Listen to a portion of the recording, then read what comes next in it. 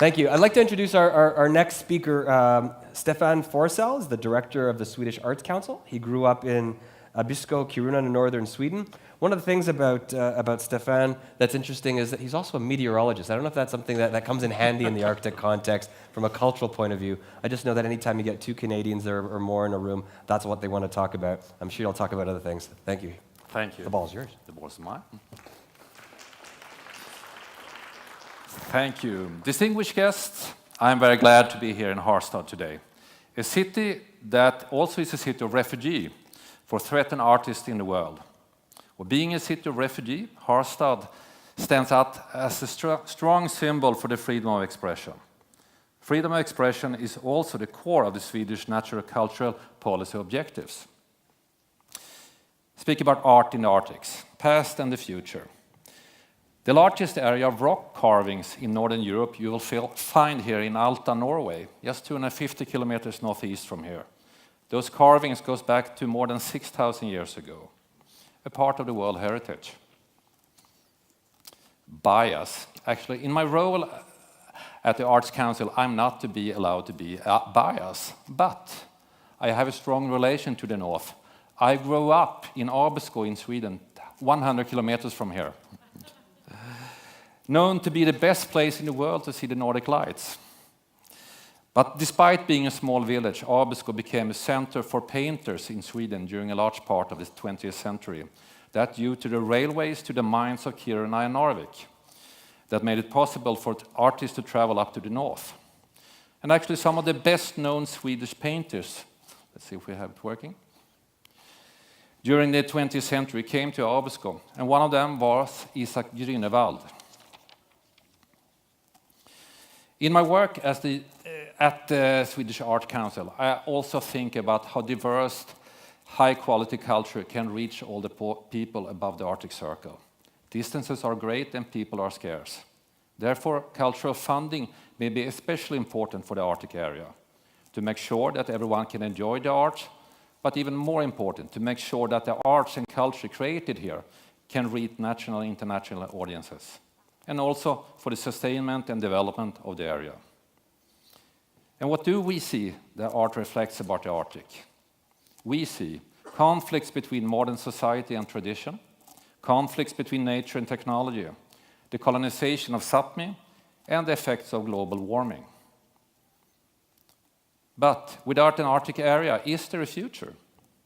The highest mountain in Sweden, Kebnekaise, not far from here either, has a 40-meter thick glacier on top. For some years it has been shrinking, on average a meter a year. Swedish artists Lars Bergström and Mats Biggert have made an artwork called Rescue Blanket for Kebnekaise to try to save the melting peak. They installed a reflective blanket at the top of the mountain to prevent the snow from melting. Another example is film director Åsa Johannesson's participation in Polar Expedition as part of the Swedish Polar Research Program, involving music, theater, and visual arts.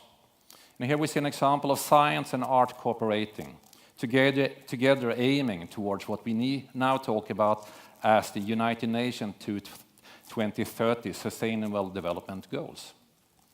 But sustainability is not only about the environment. The 2030 goals also include working for social sustainability and sustainability for indigenous people. At this moment, as we heard before, several Sami artists and quite a few Swedish Sami artists are exhibition at the large exhibition Documenta in Athens and Kassel. Among these is Britta Markatalaba, textile artist from Swedish Sápmi, and actually this is the work you can also see in Tromsø. And one of our exhibits, which we see here, is a 24-meter embroidery history, which ends in the Sami uprising against colonization. The Swedish film Sami Blood by Amanda Cornell from 2016 have won many prizes internationally. An important film that shows the racism of the 1930s with race biology examinations at the boarding school. I'm very glad to see the increased possibility for Sami artists to be nationally and internationally recognized. Let us now turn our gaze to the other direction and look at the world upside down. We need to sustain the Arctic to sustain the world, environmentally and politically. Rescue blanket for Kebnekaise will not save Kebnekaise.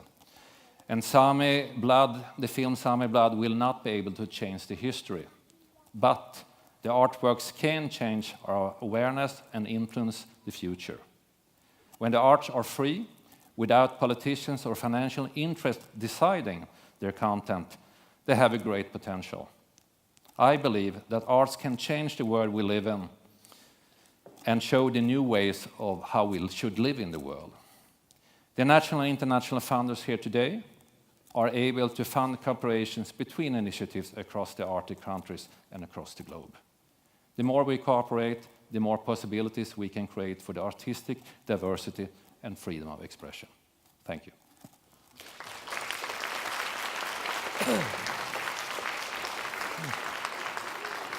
Thanks.